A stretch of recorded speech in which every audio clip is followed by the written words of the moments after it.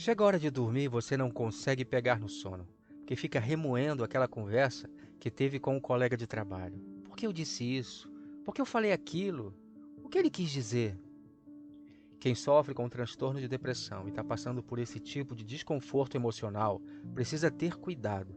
Quando a depressão se combina com ansiedade, surge outro tipo de transtorno. Essa mistura perigosa tem nome: depressão agitada.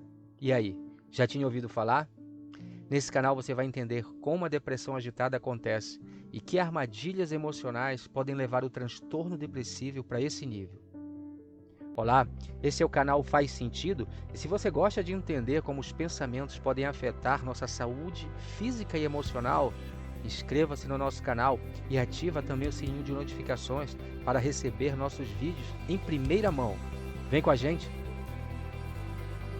A gente está acostumado a ver pessoas depressivas retraídas, acomodadas, o que é bem normal para quem sofre com a depressão clássica. Agora, quando você observa pessoas com depressão, se sentindo inquietas, tendo conflitos emocionais que deixam elas agitadas, então é porque estamos diante de um caso de depressão agitada.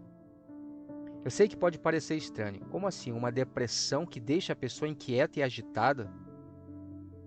Vamos lá, vamos entender como esse tipo de depressão acontece e como podemos lidar com ela.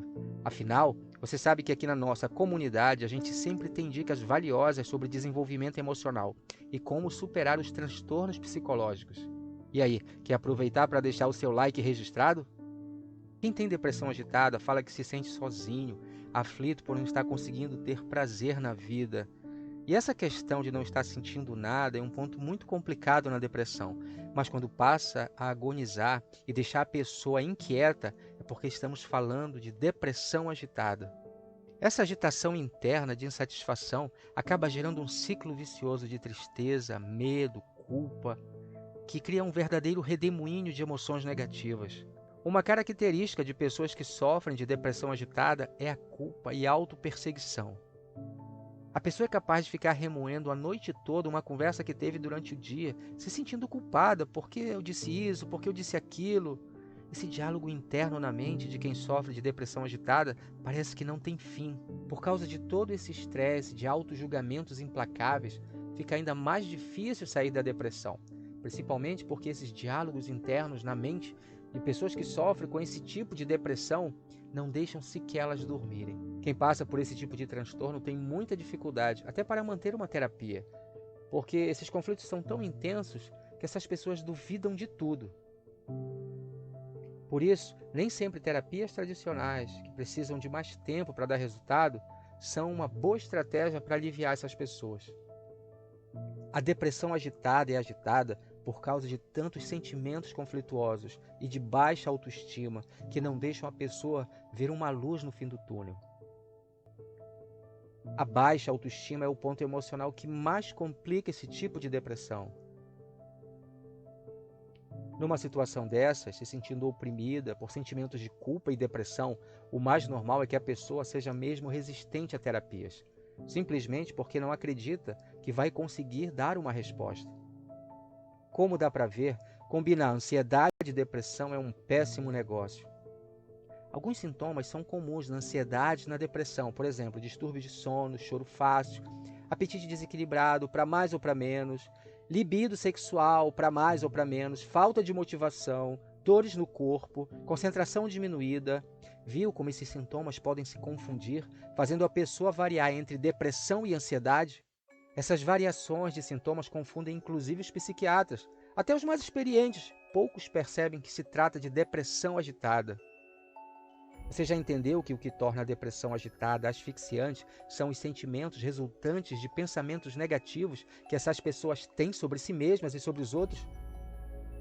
Elas vivem com aquela voz na cabeça dizendo que não são boas o suficiente, que são fracas, uma série de ideias negativas que colocam elas num redemoinho de emoções ruins. Mas e se a gente conseguisse mudar a estrutura desses pensamentos? Sim, mudar a forma como nos vemos diante das dificuldades? Eu sei que para algumas pessoas isso pode parecer ficção, mas acredite, tem terapeutas que conseguem fazer essa mágica acontecer. É possível aprender técnicas que nos tornam muito mais preparados para lidar com pensamentos negativos. Você sabia que simples perguntas como por que você acha que não pode fazer isso? Ou você tem certeza que as coisas vão acontecer desse jeito? Já são suficientes para começar a mudar esse jogo na nossa mente? Além dos grupos de terapia que já são orientados por um psicólogo ou psicoterapeuta, a terapia individual é com certeza um recurso muito importante quando você encontra o terapeuta certo para você. A relação com o terapeuta deve ser de total confiança. E nem sempre a gente consegue encontrar o profissional ideal na primeira tentativa. Então tenta uma vez, duas, três, porque com certeza você vai encontrar o profissional certo para você. A gente sempre recomenda aqui no canal que você comece o tratamento da depressão ou ansiedade pela terapia e não por um psiquiatra. Quando você começa o tratamento da ansiedade ou da depressão pelo psiquiatra, é bem possível que você já vá de cara entrar no modelo de tratamento à base de medicamentos psiquiátricos. É um grande erro achar que um remédio psiquiátrico vai resolver seus conflitos emocionais. Não vai. Os remédios são um recurso importante quando a pessoa não está conseguindo ter uma vida produtiva, quando a depressão ou a ansiedade já está num nível muito alto. Mas lembre sempre, remédio não cura a depressão. O que cura a depressão é aprender a lidar com ela da melhor maneira. A depressão agitada tem uma raiz, e só quando essa raiz é tratada é que o quadro geral da pessoa começa a melhorar. Dói no coração quando a gente pensa nas milhares de pessoas que estão lidando com depressão ou ansiedade apenas tomando remédios psiquiátricos, passando de um remédio para o outro, porque os efeitos químicos dessas drogas variam com o tempo. Se a raiz dos transtornos psicológicos não forem tratadas, qualquer tratamento apenas com remédios é como enxugar gelo. Volto a repetir, os medicamentos são um recurso importante, mas a principal estratégia é a psicoterapia, feita com o seu terapeuta de confiança ou com o seu grupo de terapia. Uma última dica sobre como melhorar a resposta emocional na depressão agitada é o poder dos pets. Quando a gente interage com eles, é fácil perceber como nos sentimos mais calmos. Então, se você ainda não tem um pet de estimação e tem passado por crises de ansiedade ou depressão, pode ser uma boa ideia adotar um. Veja que todas essas dicas são uma forma de quebrarmos o ciclo vicioso da depressão e ansiedade.